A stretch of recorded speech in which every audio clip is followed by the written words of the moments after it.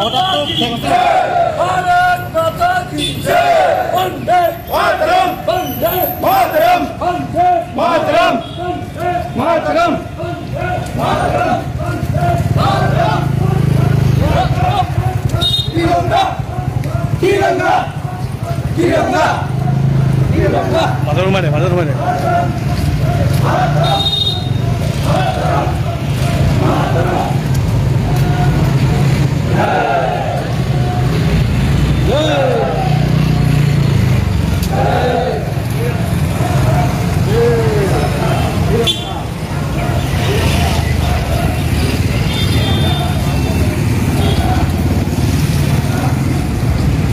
photo दे दिम पैसा दिम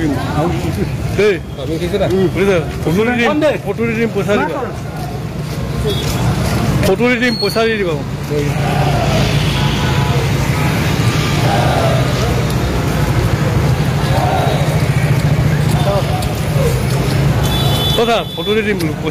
প্ৰিপেৰেশ্যন আৰু স্বাধীনতা দিৱসৰ মানে অন্যতম আপোনাৰ চিকিউৰিটি ৰিলেটেড যিখিনি প্ৰিপেৰেশ্যন কৰিবলগীয়া আপোনালোকে দেখিছে যোৱা মানে এসপ্তাহ 10 দিনৰ পৰা আমাৰ মানে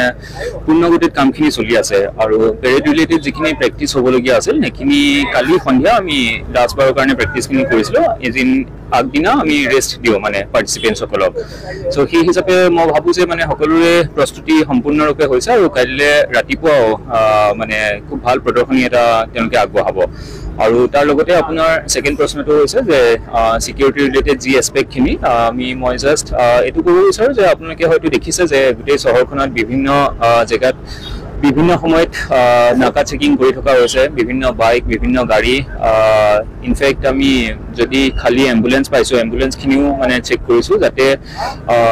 টাউনখন যাতে মানে ছেফলি থাকক কোনো প্ৰব্লেম নোহোৱাকৈ